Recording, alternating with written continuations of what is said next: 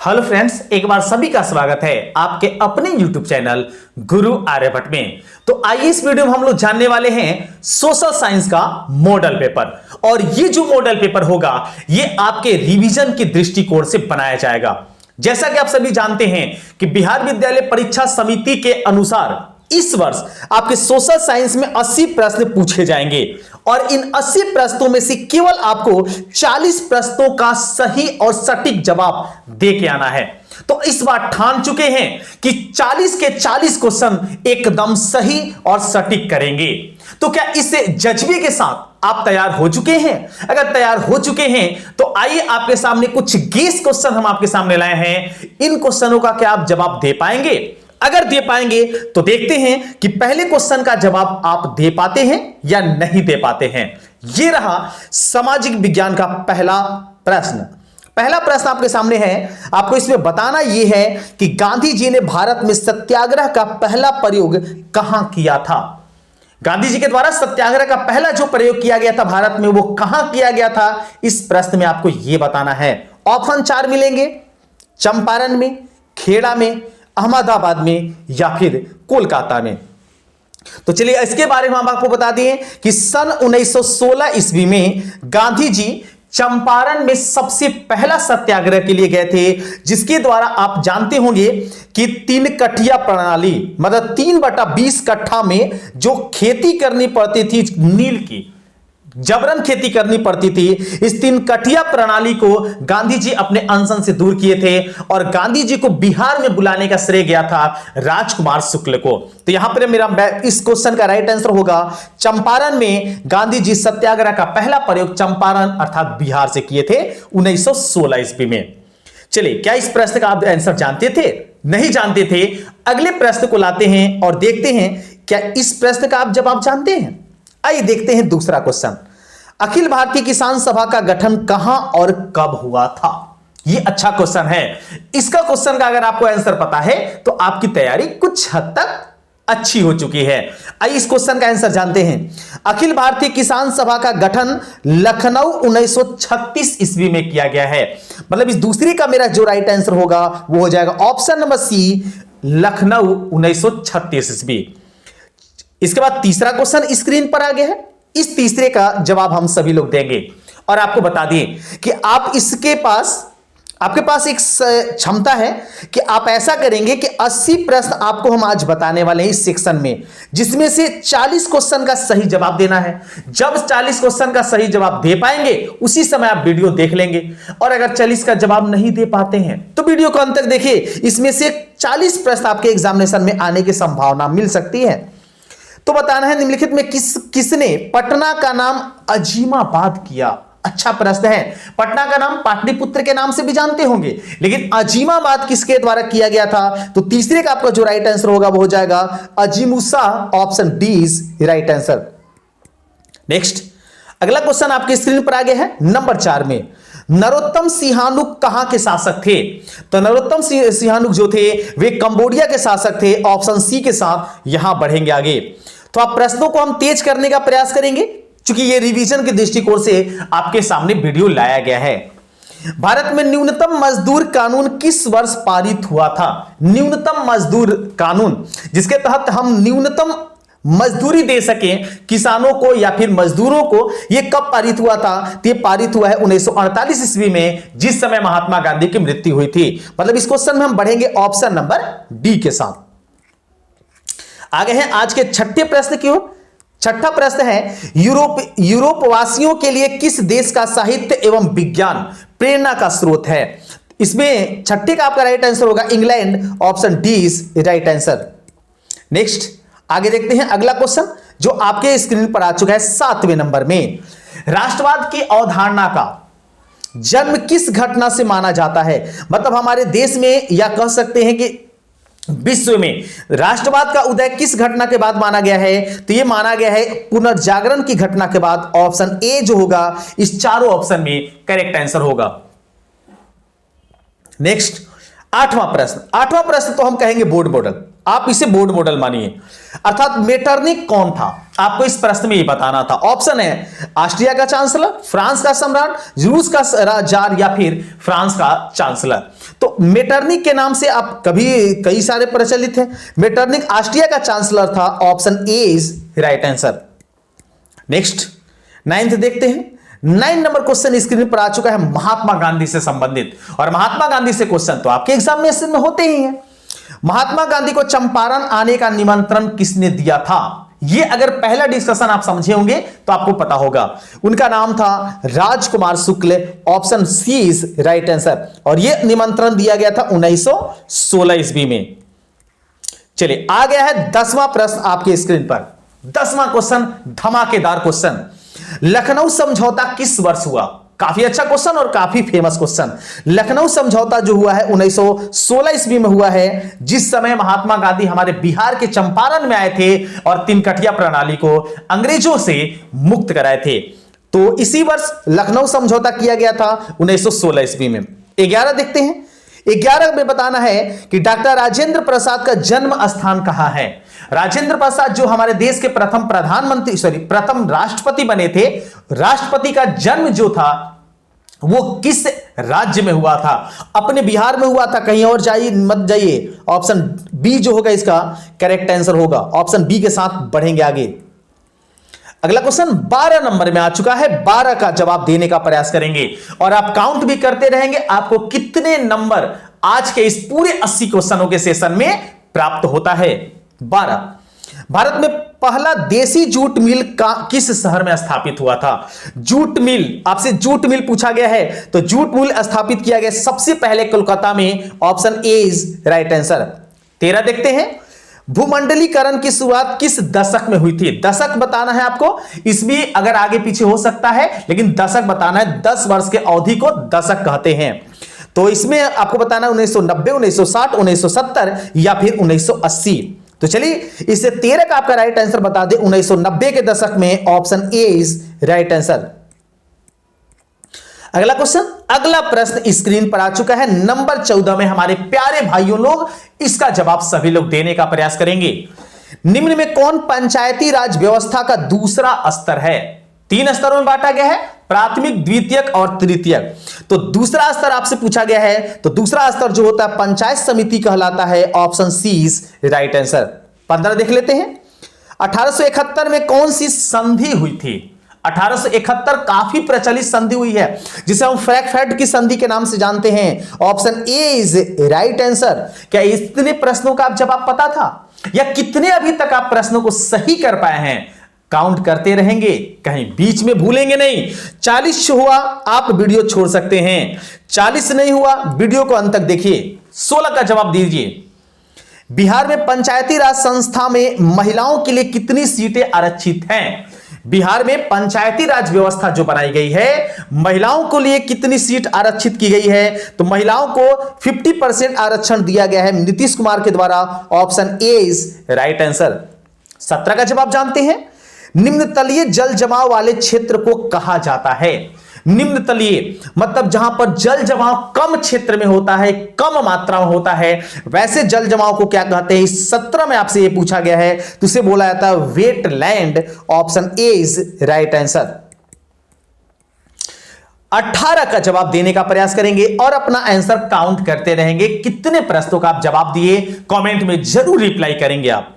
Germany के एकीकरण का प्रमुख वास्तुकार कौन था? मतलब जर्मनी के एकीकरण में सबसे बड़ी भूमिका किसके द्वारा निभाया गया था? ऑप्शन 3 मिले, ऑप्शन 4 मिलेंगे। मेजनी, गैरिबाल्डी, लेनिन और बिस्मार्क। चलिए 18 का जवाब जानते हैं। 18 का आपका जो राइट आंसर हो जाएगा वो हो जाएगा ऑप्शन नंबर डी, बिस्मार्क। और ये जो मेजनी, गैरिबाल्डी और लेनिन जो थे अलग अलग, लेनिन जो है रूस की क्रांति के समय थे, गैरिबाल्डी और मेजनी इंग्लैंड की क्रांति, क्या कह सकते हैं कि इटली की क्रांति, माफ कीजिएगा इटली की क्रांति में अपना योगदान दिए थे। 19 देखते हैं। तुतिकोरिन पतन किस राज्य में स्थित है? पतन जो बोला जाता है ये पतन बंदरगाह को बोला जाता है, आप सभी लोग जानते हैं। तो पतन तुतिकोरिन जो है ये किस राज्य में है आपको ये प्रश्न में बताना है। तो इस प्रश्न का राइट आंसर हो जाएगा Tamil Nadu. Option C is right answer. 20वां प्रश्न आपके स्क्रीन पर, इसका जवाब देने का प्रयास करेंगे। स्वर्णिम चतुर्भुज योजना महामार्ग किस शहर को नहीं जोड़ती है? 4 ऑप्शन है, इनमें से किस शहर को नहीं जोड़ती है? दिल्ली, गुवाहाटी, चेन्नई या कोलकाता। तो आपको बता दें, इस 20 का आपका राइट आंसर होगा ऑप्शन नंबर बी, गुवाहाटी। जबकि दिल्ली, चेन्नई और कोलकाता, इन तीन जो शहर हैं इसको जोड़ती है। 21 देखते हैं। 21 आपके पास है कि भारत का डाक विभाग कितने जोनों में विभाजित है? डाक विभाग को कितने भागों में बांटा गया है? ऑप्शन 8, 7, 6 या फिर 5।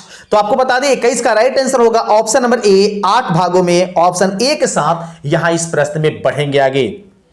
नेक्स्ट, अगला क्वेश्चन स्क्रीन पर आ चुका है जो है 22 नंबर में। इसका जवाब सभी लोग देने का प्रयास करें। 2011 की जनगणना के अनुसार बिहार की साक्षरता दर कितनी है? ऐसे 2021 में जनगणना होनी थी, लेकिन कोरोना के कारण, कोविड कारण ये जनगणना नहीं हो पाई है। तो आपको 2011 के अनुसार ही सवाल पूछता है, इसलिए 2011 के अनुसार ही जवाब देंगे। तो 11 के अनुसार बिहार की जो साक्षरता जो दर है, ये दर की मात्रा बताई गई है 61.8%। ऑप्शन सी के साथ यहां बढ़ेंगे आगे। 23 देखते हैं।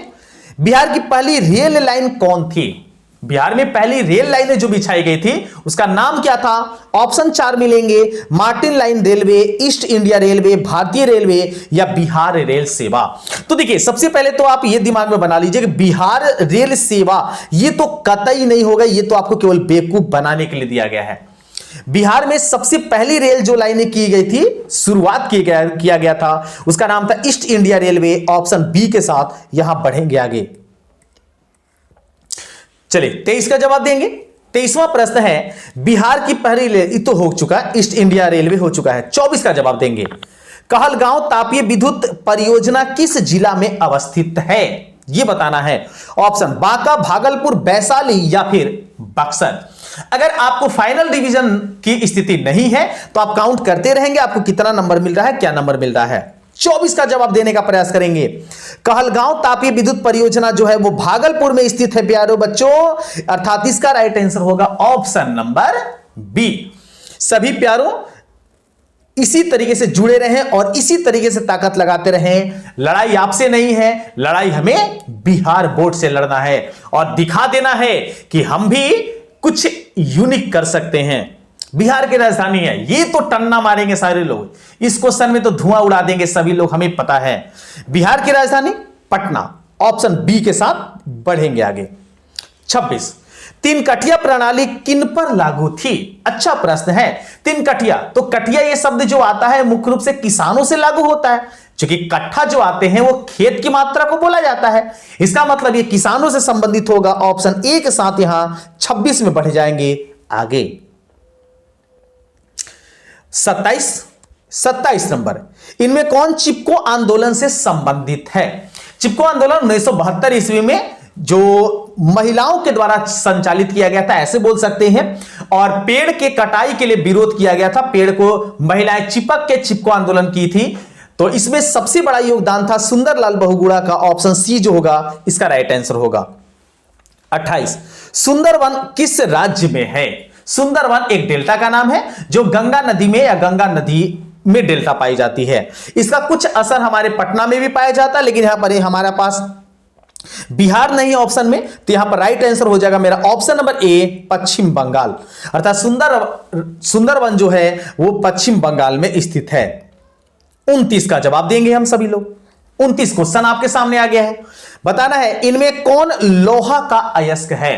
तो लोहा के मुख्य रूप से 3 अयस्क माने जाते हैं, हेमेटाइट, मैग्नेटाइट और सीडेराइट। तो इसमें दिया गया हेमेटाइट और लिग्नाइट, बॉक्साइट, पाइराइट, ये लोहा का अयस्क नहीं है। लिग्नाइट जो है वो कोयला का मतलब कोयला पाया जाता है। बॉक्साइट जो है एल्युमिनियम का अयस्क है और पाइराइट जो है वो तांबा का अयस्क है। मतलब इसमें सही हो जाएगा ऑप्शन नंबर सी, हेमाटाइट। 30, सबसे घटिया कोयला कौन सा है? ऐसे ऐसे क्वेश्चन देगा ना तो सारे लोग 40 प्लस करके आएंगे, हमें यह पक्का उम्मीद है। सबसे घटिया कोयला, तो सबसे घटिया कोयला पीट होता है और सबसे बेहतर या सबसे अच्छा कोयला जो होता है वो एंथ्रासाइट होता है। तो इसमें पीट देख लीजिए, डी ऑप्शन में है। ऑप्शन डी के साथ बढ़ चलेंगे आगे। 31 का जवाब देंगे। निम्नांकित में किस खनिज के साथ प्राकृतिक गैस पाई जाती है? तो प्राकृतिक गैस निकाला जाता है वो समुद्र के अंदर से, और ये पाया जाता है पेट्रोलियम से। मतलब पेट्रोलियम देखिए, टन ना लगाइए, ऑप्शन सी 72। गोविंद सागर कृत्रिम जलाशय संबंधित है। गोविंद सागर जो गुरु गोविंद सिंह के नाम पर बना हुआ है, ये सागर परियोजना है। तो ये जो बना हुआ है, ये बना हुआ है आपके भाखड़ा नागल बांध पर। ऑप्शन सी यहां भी होगा राइट आंसर। 33 प्राकृतिक गैस पाई जाती है। अभी क्वेश्चन पूछा गया था और फिर से उसे घुमा के आपके सामने ला दिया गया है। हम डगमगाएंगे नहीं, कदम बढ़ाते चले जाएंगे। प्राकृतिक गैस पाई जाती है, इसका जवाब सभी लोग बताएंगे। इसका जवाब अगर आपको पता है तो बहुत खुशी की बात है। अपना नंबरिंग काउंटिंग करते रहेंगे। आप कब तक 40 क्वेश्चन का पूरा टारगेट कर चुके हैं। प्राकृतिक गैस पाई जाती है खनिज तेल में, पेट्रोलियम में। ऑप्शन सी वो जो होगा, बढ़ेंगे आगे यहां ऑप्शन सी के साथ। 34 रेल वर्कशॉप कहां स्थित है। रेल वर्कशॉप 4 ऑप्शन है, ऑप्शन देख के मारेंगे आप। जमालपुर, भागलपुर, मुंगेर या फिर पटना। तो रेल वर्क जो है ये स्थित है हमारे जमालपुर में। ऑप्शन ए जो होगा ये राइट आंसर। ये बिहार के राज्यों के नाम, बिहार के शहरों के नाम दे चुके हैं या जिलों के नाम आप कह सकते हैं। तो Jamalpur is right answer. 35 number 35 है, पक्की सड़कों की लंबाई की दृष्टि से प्रथम स्थान पर कौन सा राज्य है। अर्थात हमारे भारत देश में पक्की सड़कें सबसे ज्यादा कहां हैं। जहां हीरो हीरोइन ज्यादा रहेंगे वही तो सड़कें रहेगा। समझ गए होंगे आप लोग। अर्थात मुंबई महाराष्ट्र में, महाराष्ट्र देखिए टन्ना लगाइए। Option B is right answer. 36 देखते हैं, ISI का प्रतीक हमारी रक्षा करती है। ऑप्शन देख के मारेंगे, एकदम टन्ना मारेंगे इसको। नकली और गैर मानक उत्पादकों से, सही बात है। विक्रेता द्वारा गलत सामान देने से, यह भी सही बात है। और घटिया वस्तु से, तीनों सही बात है। ऑप्शन लगाइए डी उपयुक्त सभी। Option D is right answer. चलिए आ जाते हैं आज के 37वें प्रश्न की ओर। 37 का जवाब देंगे हमारे सभी प्यारों लोग। राष्ट्रीय ग्रामीण रोजगार गारंटी योजना किस महापुरुष के नाम पर है। हमारे देश में जो चलाया जाता है राष्ट्रीय ग्रामीण रोजगार गारंटी योजना, यह हमारे महात्मा गांधी के नाम पर प्रचलित हुआ है। ऑप्शन ए के साथ यहां बढ़ेंगे आगे। 38 देख लेते हैं, प्रत्यक्ष कर के अंतर्गत निम्न में से किसे शामिल किया गया है। प्रत्यक्ष कर, प्रत्यक्ष कर को इंग्लिश में डायरेक्ट कर करते हैं, डायरेक्ट टैक्स बोलते हैं। और यह टैक्स हमारी केंद्र सरकार के अधीन या केंद्र सरकार वसूलती है।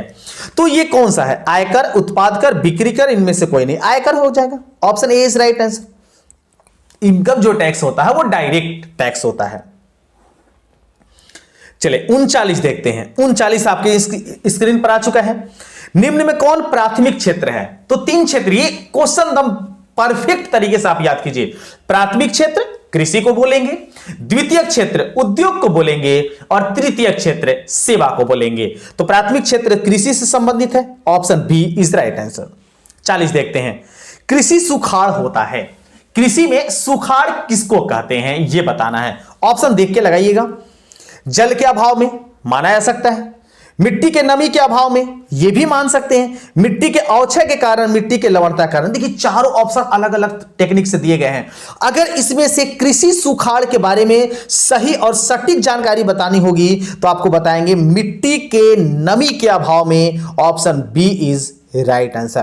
क्योंकि जल के अभाव में भी हो सकता है, लेकिन जल का अभाव का मतलब हमारे घरों में भी तो जल का अभाव हो सकता है, उसको तो सुखाड़ नहीं कहेंगे। तो यहां पर मेरा सही होगा मिट्टी के नमी के अभाव में। मिट्टी में नमी अगर कम होता है तो उसको हम कृषि सुखाव कहेंगे। 41 क्वेश्चन आपके स्क्रीन पर, बिहार का बाढ़ ग्रस्त क्षेत्र कौन सा है। मतलब हमारे बिहार में सबसे ज्यादा बाढ़ किधर आता है।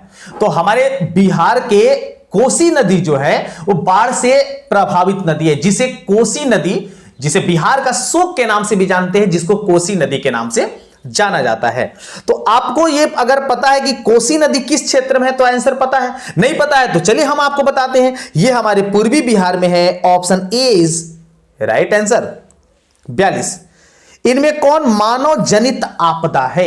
मतलब मानव के द्वारा जन्म दिया गया आपदा है, यह बताना है इसमें। ऑप्शन देखते हैं, सांप्रदायिक दंगे, सही है। आतंकवाद, यह भी है। युद्ध, यह भी तो मानव ही करता है, थोड़े ना जानवर करते हैं। इसका राइट आंसर होगा ऑप्शन नंबर डी, इनमें से सभी। आगे है 43 नंबर, काउंट करते रहेंगे। अगर 40 पूरा हुआ, मेरा लक्ष्य 40 का था, छोड़ के जा सकते हैं वीडियो। 40 नहीं पूरा हुआ, वीडियो को अंत तक पकड़े रहें। 40 एकदम एग्जामिनेशन में पूरा कराने का लक्ष्य ले चुके हैं हम। 43, डेक्कन ओडेसी रेलगाड़ी किस राज्य में चलती है? तो डेक्कन ओडेसी जो है हमारे देश में रेलगाड़ी जो चलती है, ये चलती है महाराष्ट्र में। Option C is right answer. 44 देखते हैं, भारत का पहला नगर निगम कहां बना था? नगर निगम मतलब किस राज्य में बना था, यह आपको बताना है। ऐसे शहरों के नाम दिए गए हैं, राज्य के नाम यहां नहीं दिए गए हैं। पहला नगर निगम, तो पहला नगर निगम जो बना है यह मद्रास चेन्नई में बना है। इसका राइट आंसर होगा ऑप्शन नंबर बी। 45, तल चिन्ह की सहायता से किस स्थान विशेष की मापी गई ऊंचाई को कहा जाता है? मतलब तल चिन्ह के आधार पर किस विशेष मतलब माप को किया जाता है, तो इसको कहा जाता है समोच्च रेखा। Option C is right answer. 46 देख लेते हैं, विनिमय का सर्वोत्तम माध्यम क्या है? विनिमय कहा जाता है जो वस्तुओं का लेन देन करते हैं हम। तो विनिमय का जो मेन मुद्रा है, वस्तु, चेक, मुद्रा, हुंडी, तो इसका राइट आंसर होगा मुद्रा। Option C is right answer. क्योंकि रुपए पैसे से तो ही कोई वस्तु लेन देन करते हैं, मार्केट में जाते हैं और फ्री में थोड़े वस्तु कोई दे देती है, तो इसका राइट आंसर होगा ऑप्शन नंबर सी। 47 आ गया आपके सामने। आपको इसमें बताना है कि मुद्रा का कार्य क्या है, रुपया पैसा का क्या काम है, सोच के बताइए ना। ये तो हम आसानी से बता सकते हैं हम सभी लोग। मूल्य का मापन, मूल्य का संचय, विलंब भुगतान, तीनों के तीनों सही दे दिए। डी सही होगा, इनमें से सभी। ऑप्शन डी के साथ बढ़ेंगे आगे। 48 देखते हैं, 40 काउंट करते रहेंगे, छोड़ेंगे नहीं इसको। पंचायती राज संस्थान को संवैधानिक दर्जा किस संविधान संशोधन से प्राप्त हुआ? संवैधानिक, पंचायती राज को संवैधानिक दर्जा प्राप्त हुआ है। उस संविधान संशोधन का नाम बताना इसमें, तो संविधान संशोधन का नाम 73वें से लिया गया है। ऑप्शन बी जो होगा इसका एकदम सही उत्तर होगा। चलिए अगला क्वेश्चन, 49 और 50 आपके स्क्रीन पर। 49 देखिए, भारत में वैश्वीकरण की प्रक्रिया कब शुरू हुई? वैश्वीकरण कहा जाता है जिसमें विश्व से व्यापार के योजनाएं बनाई जाती है, संगठन तैयार किया जाता है। तो भारत में कब लागू हुआ था? तो भारत में लागू हुआ है 1991 ईस्वी में। ऑप्शन ए जो होगा इसका सही उत्तर होगा। 50 देखते हैं, भारत में राष्ट्रीय उपभोक्ता दिवस कब मनाया जाता है? उपभोक्ता दिवस, जैसे आप मजदूर दिवस जानते होंगे 1 मई को मनाया जाता है, उसी तरीके से जल दिवस मनाए जानते होंगे, विश्व जल दिवस 22 मार्च को मनाया जाता है। अलग अलग दिवस अलग अलग तिथियों में मनाए जाते हैं। तो राष्ट्रीय उपभोक्ता दिवस कब मनाया जाता है? यह मनाया जाता है 24 दिसंबर को। ऑप्शन डी जो होगा इसका सही उत्तर होगा। 51 देखते हैं, 51 है कि 17वीं लोकसभा का चुनाव किस वर्ष हुआ था? जैसे आप जानते हैं कि 2019 में नरेंद्र मोदी के द्वारा चुनाव करके लोकसभा जीता गया। 2024 में पुनः चुनाव होगी। तो उसी तरीके से 17वीं लोकसभा चुनाव कब हुआ था, इस प्रश्न में आपको यह बताना है। तो यह हुआ है 2019 में। ऑप्शन बी जो होगा राइट आंसर होगा, जिस समय हमारे देश के प्रधानमंत्री नरेंद्र मोदी बनाए गए थे। और अब जो चुनाव 2024 में होने वाला है वो चुनाव होगा 18वीं लोकसभा चुनाव। 52 देखते हैं, भारत में राष्ट्रीय स्तर पर पंचायती राज की स्थापना कब हुई? राष्ट्रीय स्तर पर पंचायती राज कब बनाया गया था, यह इस प्रश्न में बताना है। ऑप्शन यहां भी आपको 4 मिलेंगे। तो 52 में हम आपको राइट आंसर बता दें 1969 ईस्वी में। ऑप्शन ए जो होगा इसका सही उत्तर होगा। अगला प्रश्न 3-3 के ब्रांच में। लो बच्चों लोग, आ गया 3-3 क्वेश्चन का ब्रांच। इस प्रश्न का जवाब देते हैं, कौन सा कदम लोकतांत्रिक सुधार का सूचक है? ऑप्शन 4 मिलेंगे, अशिक्षा, बेरोजगारी, असमानता या फिर पंचायती राज। तो लोकतांत्रिक सुधार का सूचक है, इसमें से कौन सा कदम यह बताना है। इसमें पंचायती राज व्यवस्था is right answer. Option D correct. 54 का जवाब देंगे, आधुनिक युग में प्रत्यक्ष लोकतंत्र कहां है? आजकल जो नया युग चल रहा है इसमें लोकतांत्रिक प्रत्यक्ष डायरेक्ट लोकतंत्र कहां है? ब्रिटेन में, फ्रांस में, कहीं नहीं जाइए, भारत में ही तो प्रत्यक्ष लोकतंत्र है। तो इसका राइट आंसर होगा option C is right answer. 55 देखते हैं, वर्तमान में भारत में कितने केंद्र शासित प्रदेश है? इसको तो टन्ना मारेंगे सभी लोग। केंद्र शासित प्रदेशों की संख्या, तो केंद्र शासित प्रदेशों की संख्या टोटल 8 है। Option C is right answer.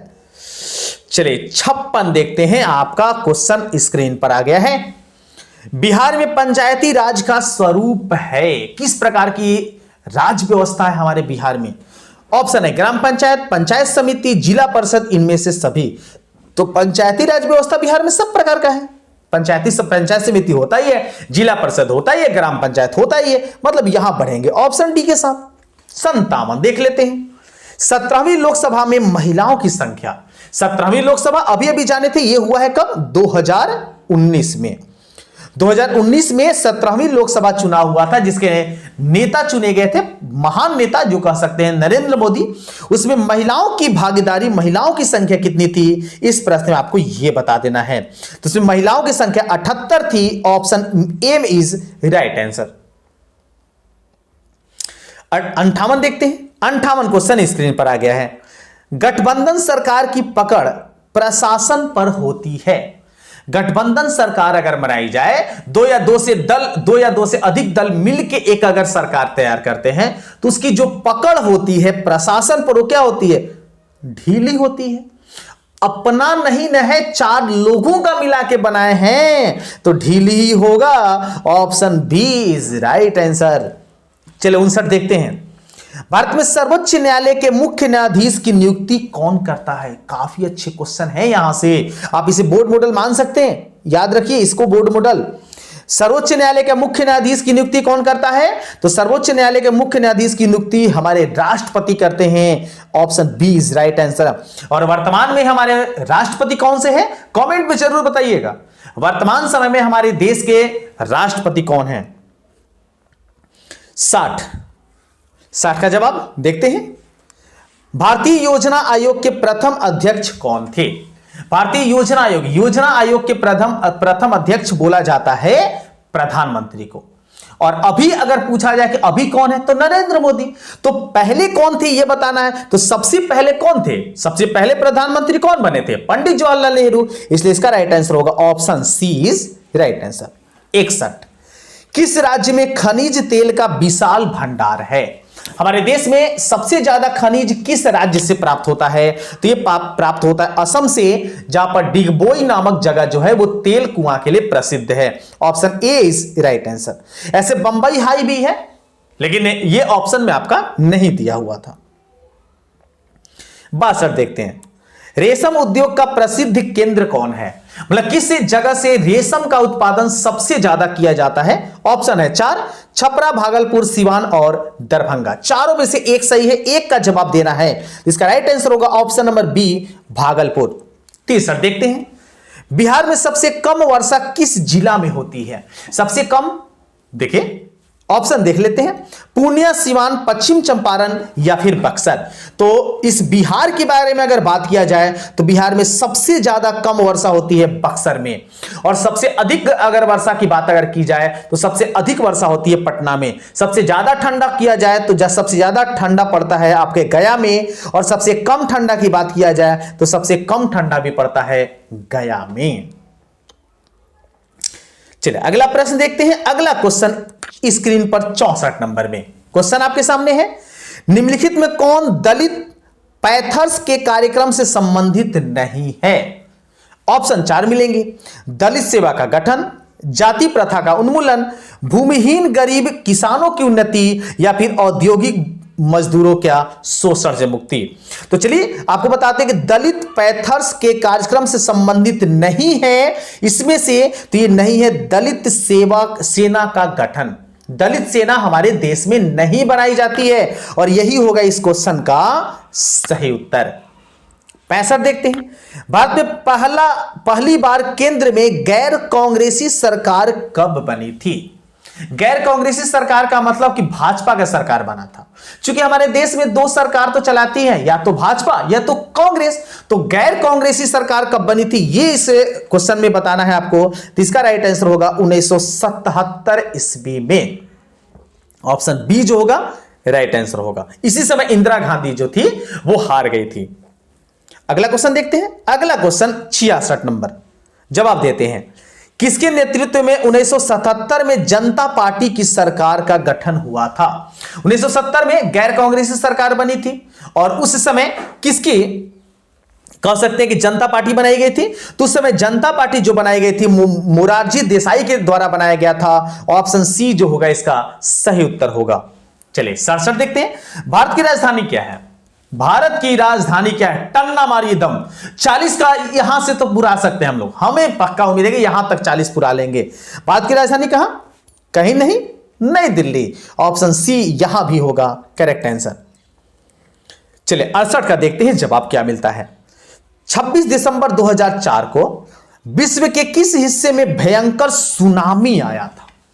ये बताना। अच्छा क्वेश्चन है और कई बार आपके एग्जामिनेशन में पूछा गया। तो 26 दिसंबर 2004 ईस्वी में जो भयंकर सुनामी आया था, यह भयंकर सुनामी बंगाल की खाड़ी में आया था। इसका मतलब इसका राइट आंसर मेरा हो जाएगा ऑप्शन नंबर डी। चलिए बढ़ते अगले क्वेश्चन की ओर। अगला क्वेश्चन 69 नंबर में, भारत की सबसे पूर्वी राज्य कौन सा है? मतलब भारत में पूरब की ओर का राज्य कौन सा है? उत्तर की तो जानते हैं आप लोग, उत्तर की ओर सबसे उत्तरी जो राज्य है वो जम्मू कश्मीर, नीचे वाला केरल के क्षेत्र पड़ते हैं। तो यहां बताना कि पूर्वी राज्य कौन सा है, पूरब की ओर सबसे ज्यादा कौन पड़ता है? तो पूरब की ओर अरुणाचल प्रदेश है। ऑप्शन डी जो होगा इसका राइट आंसर होगा। 70 देखते हैं।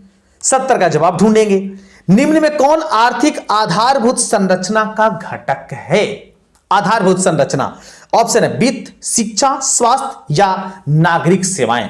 तो 70 में हम आपको बता दें इसमें सबसे ज्यादा जो होगा वित्त मंत्रालय मिलेगा, अर्थात वित्त होगा। Option A is right answer. 71 देख लेते हैं। जर्मनी का एकीकरण कब पूरा हुआ? जर्मनी के एकीकरण का श्रेय जाता है बिस्मार्क को। तो उनके द्वारा कब एकीकरण पूरा किया गया था? ऑप्शन 4 है। इसका तो जवाब हमें पता है, सब लोग ही बता देंगे। 71 का राइट आंसर होगा 1871 ईस्वी में। 1871 दिया गया ऑप्शन सी में। Option C is right answer. चलिए 72 की ओर आ जाते हैं। निम्नांकित में कौन हमारे रहन सहन के स्तर को प्रभावित करता है? ऑप्शन देखते हैं। राजकीय आय, राष्ट्रीय आय, प्रति व्यक्ति आय या इनमें से कोई नहीं। तो आपको बता दें प्रति व्यक्ति आय जो है हमारे रहन सहन को प्रभावित करता है और हमारे रहन सहन और हमारे खर्चे से ही प्रति व्यक्ति आय निकलती है। Option C is right answer. 73 देखते हैं। अर्थव्यवस्था के किस क्षेत्र से हरित क्रांति संबंधित है? तो हरित क्रांति संबंधित है कृषि के क्षेत्र से। गेहूं के उत्पादन में 1952 ईस्वी में बढ़ोतरी की गई थी और गरीबी के देखते हुए इसका उन्मूलन किया गया था, अर्थात गेहूं का उत्पादन बढ़ाया गया था। इसका नाम दिया गया था हरित क्रांति। इसका राइट आंसर होगा ऑप्शन ए प्राथमिक क्षेत्र, क्योंकि कृषि का क्षेत्र प्राथमिक क्षेत्र में ही आता है। 77 देखते हैं। गांधी जी ने सत्याग्रह का पहला प्रयोग कहां किया था? ये तो आप बता देंगे, इसका तो जवाब हमें पता है और अभी तक तो बहुत सारे लोग वीडियो छोड़ चुके होंगे, 40 उनका पूरा हो चुका है। जो हमारे पास अभी तक बने हुए हैं, इसका मतलब थोड़ा सा स्थिति कमजोर है। कोई बात नहीं है, डटे रहिए, मजबूती के साथ लगे रहिए। चैनल पर अगर नए हैं तो सब्सक्राइब कर लीजिए, आपको पूरी तरीके से मेहनत करवा के रहेगा ये गुरु आर्यभट्ट। इसका राइट आंसर होगा पहला सत्याग्रह चंपारण बिहार में 1916 ईस्वी, राजकुमार शुक्ल उनको बुलाए थे। अगला 75। ऑल इंडिया ट्रेड यूनियन की स्थापना किस वर्ष हुई? ऑल इंडिया ट्रेड यूनियन की स्थापना पूछा गया आपसे। तो 75 में राइट आंसर होगा 1920 ईस्वी में, जिस समय महात्मा गांधी असहयोग आंदोलन हमारे देश में चलाए थे। Option B is right answer. 77 देखते हैं। भारत का सबसे बड़ा रेलवे क्षेत्र कौन सा है? भारत में रेलवे क्षेत्र तो अलग अलग हैं, लेकिन उसमें सबसे बड़ा रेलवे क्षेत्र ऐसे 3 क्षेत्र कहलाते हैं, उत्तरी, दक्षिणी, पूर्वी और पश्चिमी। तो सबसे बड़ा रेलवे क्षेत्र कौन सा है? तो सबसे बड़ा रेलवे क्षेत्र उत्तरी रेलवे क्षेत्र है। Option D is correct answer. 78 देखते हैं। सिंहली किस देश की राज्य भाषा घोषित किया गया है? तो सिंहली जो है यह हमारे श्रीलंका का राजभाषा है। ऑप्शन बी जो होगा इसका करेक्ट आंसर होगा। अगला क्वेश्चन देखते हैं। अगला क्वेश्चन है 79 नंबर में, बिहार को पृथक राज्य का दर्जा कब दिया गया, या फिर बिहार को झारखंड से अलग कब किया गया, या फिर बिहार का बंटवारा कब किया गया, ऐसे करके क्वेश्चन भी पूछे जा सकते हैं। तो ये बिहार का पृथक राज्य का दर्जा, सॉरी माफ कीजिएगा, ये असम से जो अलग हुआ उसकी कहानी दी गई है, ऑप्शन उसी के आधार पर दिए गए हैं। ऐसे 2000 ईस्वी में ये अलग हुआ था झारखंड से, लेकिन बिहार को पृथक राज्य का दर्जा कब दिया गया, तो ये दिया गया 1912 ईस्वी में। ऑप्शन बी जो होगा इसका राइट आंसर होगा। तो उम्मीद करते हैं आपको वीडियो पसंद आता होगा।